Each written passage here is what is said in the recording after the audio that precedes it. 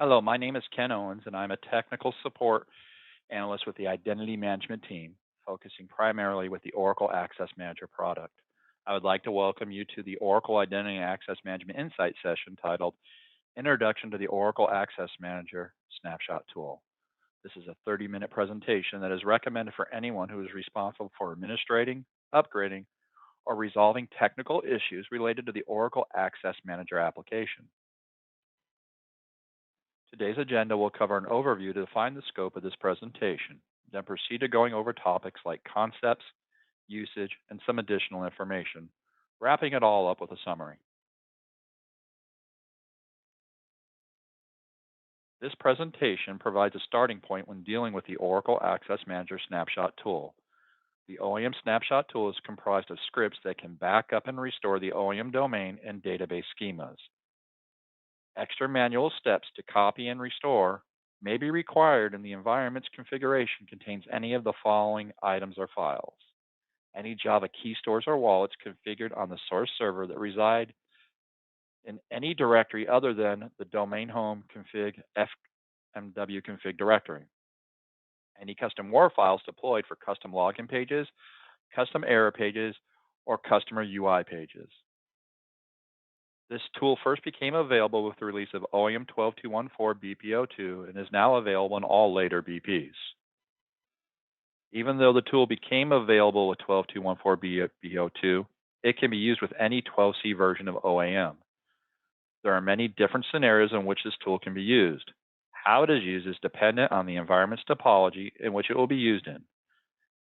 As a result, it is difficult to provide exact instructions for every possible combination.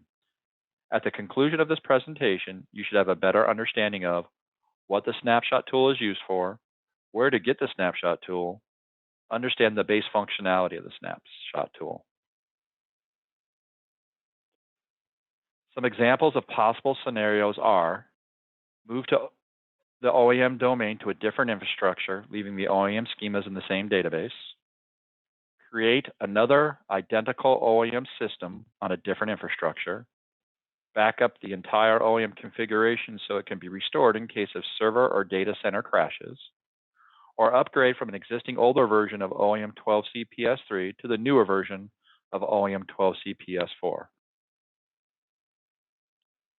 We will now cover where to get the product documentation, where to get the snapshot tool, the components in regards to operations, modes, and commands, the properties file, and lastly, the core syntax used for the commands.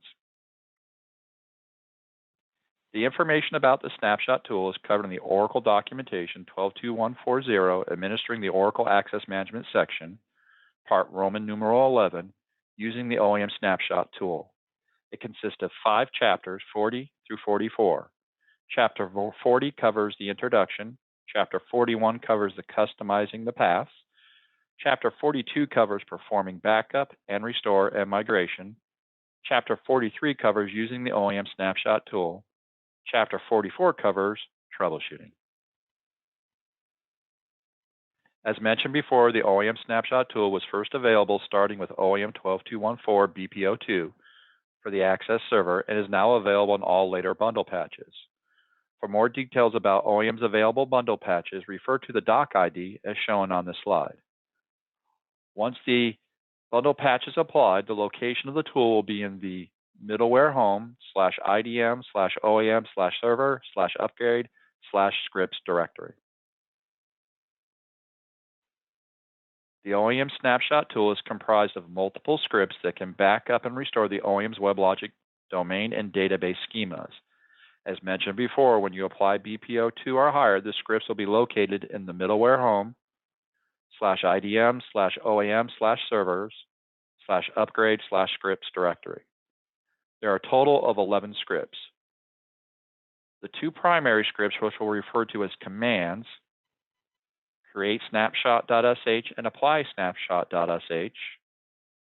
8 secondary scripts as seen on the slide, which we'll refer to as the black box, and 1 configuration script called backup.properties, which we'll refer to as the properties file.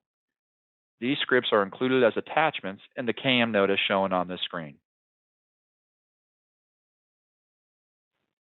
The operation to perform is defined in the .properties file that is used when executing the command. When dealing with the WebLogic domain for OAM only, the only valid options are backup and restore. When dealing with the WebLogic domain and database schemas for OAM, then the only valid option is migrate. There are two snapshot modes. The first is domain only. This method backs up the WebLogic domain for OAM with no reproduction of the database. This is only appropriate either for backups or when the WebLogic domain for OAM is being moved to a different host and will be using the same database. This mode uses the operation type of backup and restore respectively as defined in the .properties file. The second is the domain and database schemas. This method backs up both the WebLogic domain and the database schemas for OAM, allowing it to be moved to a new infrastructure. This mode uses the operation type of migration and is defined in the .properties file. The Snapshot tool consists of two primary commands represented in bold black: create snapshot and apply snapshot. There are two primary commands. In turn, use the properties file to determine that the snapshot mode, which calls the underlying scripts represented in bold green. To capture the output other than just to the screen, we use the T command to direct to a file represented in bold yellow. The next three slides list the possible parameters to add to the .properties file. Which ones to use depends on the operation that is needed. There are a total of 15 parameters. I'm not going to read them all, but we'll pause briefly on the other two slides so you can get a quick look at them.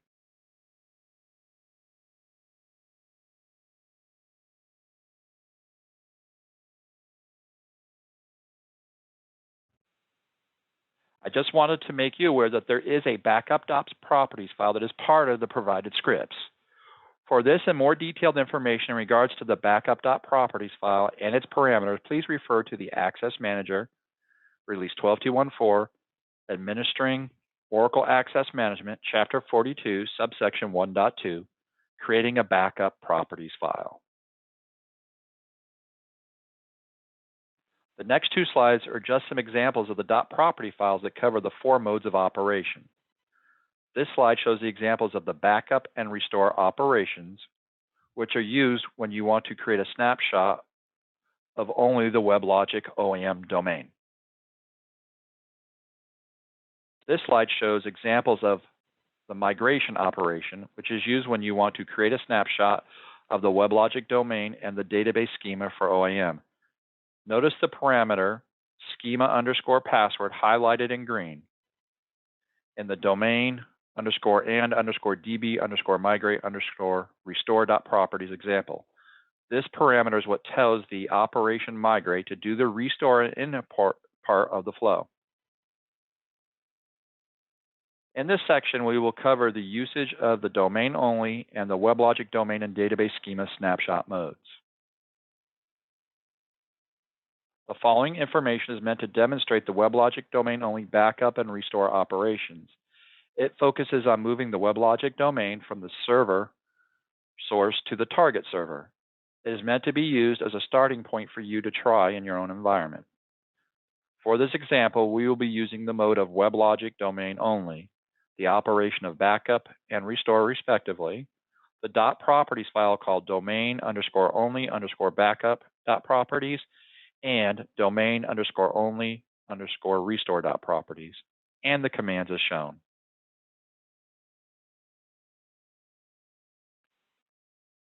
We will now be performing part one of the domain-only backup and restore example. This backup will be done on the source host following steps 1 through 7. This means the snapshot can be used to regenerate the file system of the domain and assumes that the OAM database remains intact and available. These instructions assume that the source and target file system paths are identical, OAM has been installed and patched, the OAM domain has been deployed under the middleware home, the OAM admin and managed servers are shut down on the source host where the scripts will be run, the database is started, the database is on the same server as the Snapshot Tool scripts. Step 1, navigate to the location of the scripts. Note this is the directory where the bundle patch puts the scripts, but these scripts can reside anywhere on the local server that will be using them. Step 2, we will create the properties file that will be used. In this case, the one called domain_only_backup.properties. Step 3, save the file and exit. Step 4, create the log directory referenced in the properties file. Step 5, execute the create snapshot command with the syntax shown. Remember, the system output for this is very large. Due to this, we append the 2 greater than &1 pipe t command space the file name to the end of this command, which allows the output to be displayed on the screen as it happens, and it also records the information to the specified file. Step 6, if there are any Java key stores or wallets configured on the source server that reside in the directory other than the domain home/config/fwconfig directory, or any custom files in the domain like jar files for custom plugins and other applications deployed to the domain, like the custom or file login pages, they will need to be manually backed up at this time. Step 7, that is it. That's all there is to this. The domain-only snapshot is completed. In the domain-only backup, the domain configuration is backed up to a table in the OAM schema. There are no files to copy other than the custom ones. Next, we will be performing part 2 of the domain-only backup and restore. The restore will be done on the target host covered in steps 1 through 22. These steps will be executed on the target host except for some web tier related operations. These instructions assume that the source and target file system paths are identical, OAM has been installed and patched, the OAM domain has been deployed under the middleware home, the database is started. Since there is no database on this target server, as it is using the same database as the source, the database client is needed to provide SQL Plus and its libraries. Step 1, navigate to the location of the scripts. Step 2, create the .properties file that will be used. In this case, we use the one called domain_only_restore.properties. Step 3, save the file and exit. Step 4, create the log directory referenced in the properties file. Step 5, execute the apply snapshot command as shown. Step 6, at this point, the custom files that you backed up in the previous step, you'll now want to go ahead and restore them.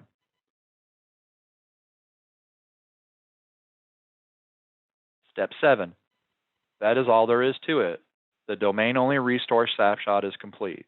There are no files to copy because the domain information was stored in the database when the domain-only backup is performed. The script queried the database on the source and used the information there to rebuild the domain on the target.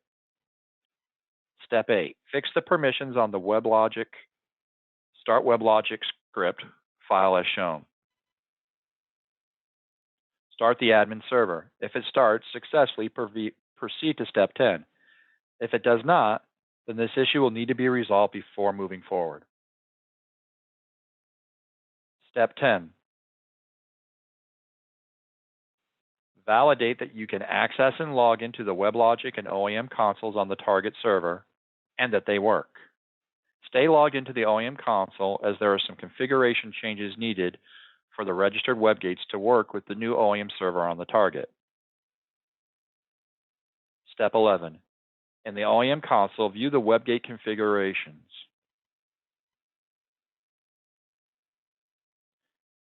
The information returned will show the registered web gates using the primary server information from the source. Since it is desired for the web gates to work with the new OAM server on the target, and being that the web gate in question are 12213 OHS web gates, there are a couple of ways to fix this.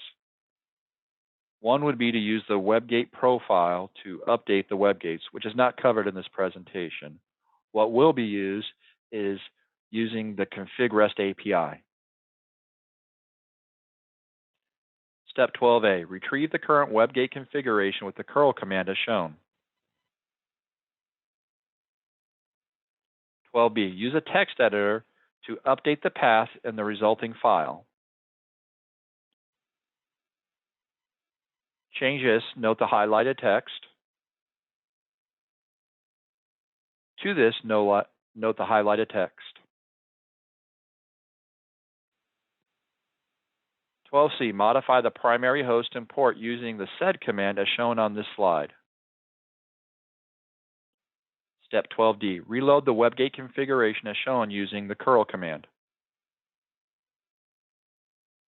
Step 13, go back to the OAM console and look at the agents again.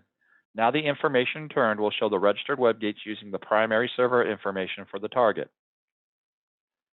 Step 14, now synchronize the WebGates' newly modified artifacts with the WebGates on the host they reside on. Step 15, on the WebGate server, shut down the OHS server. Step 16, on the target, copy the WebGate artifacts to the WebTiers host. Step 17, go to the Configuration, Settings, Access Manager screen and update the OAM Load Balancer section, setting it to point to the target OAM server and the port used by the WebLogic Managed server.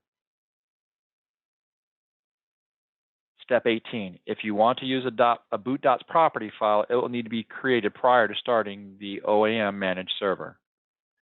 Step 19, start the OAM Managed server. If this starts successfully, proceed to step 20. If it does not, this issue will need to be resolved before moving forward. Step 20, on the WebGates host, restart the OHS component. Step 21, test the protected resources. And step 22, we are now finished with the WebLogic domain-only backup and restore.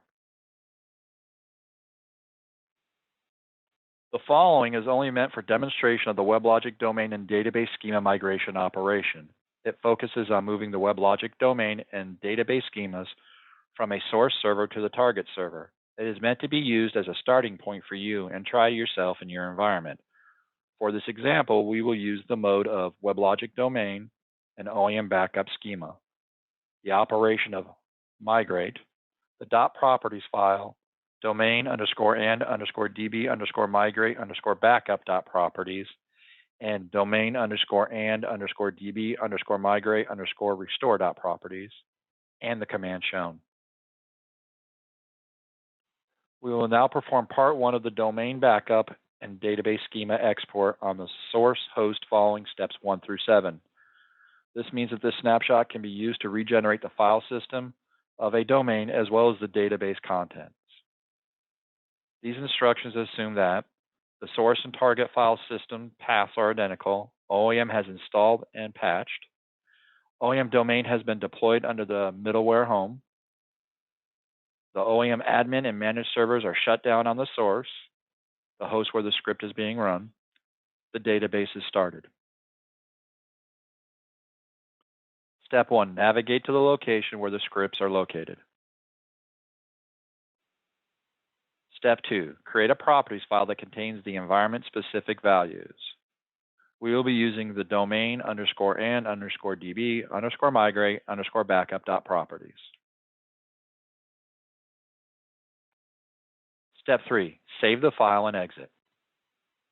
Step 4, create the log directory as referenced in the properties file. Step 5, execute the create snapshot command as shown.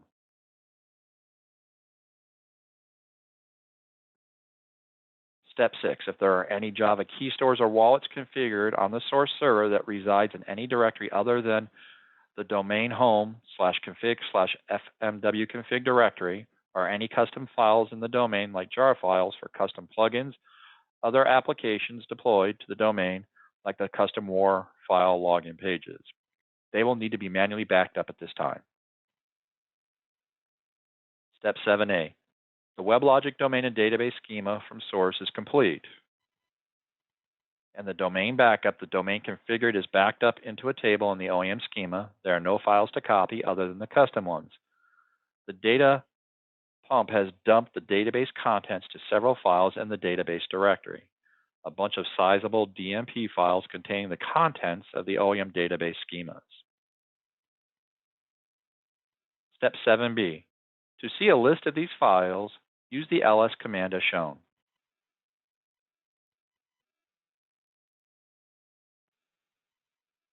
Now we'll be performing part 2 of the domain restore and database schema import. This will be done on the target host following steps 1 through 23. These steps will be executed on the target host except for some of the web tier related operations. These instructions assume that the source and target file system paths are identical, OAM has been installed and patched, the OAM domain will have been deployed under the middleware home, the database is started. Step 1, copy the database files that were created in the previous section, the .dump files and the other files in that directory from the source host to the same location on the target host. Navigate to the directory where the scripts are located. Create a properties file that contains the environment-specific values. We will be using the domain _and_db_migrate_restore.properties file. Step 4, save the file and exit. Step 5, create the log directory referenced in the properties file. Step 6, execute the apply snapshot command as shown. Step 7, this is the point where you want to take any of the custom files that were backed up in the previous part and go ahead and restore them. Step 8, this may take a bit of time to complete, but when it's done and the command finishes, that's it. The WebLogic domain and database schema migrate to target is completed. There are no files to copy unless using customizations because the domain information was stored in the database when the domain backup was performed. The script queried the database on the source and using the information there to rebuild the domain. It also imported the DMP files to restore the OAM schema objects. Step 9, fix the permissions on the startweblogic.sh script as shown. Step 10, start the admin server. If it starts successfully, proceed to step 11. If it does not, then the issue will need to be resolved before moving forward. Step 11, validate the access and login to the WebLogic and OAM consoles on the target server and verify they work. Stay logged into the OAM console as there are some configuration changes needed for the registered web gates to work with the new OAM target server. Steps 12 through 23 are pretty much the same exact steps that we have already done or completed in the previous example of the domain-only restore steps 11 through 22. So I'm just going to quickly cycle through them.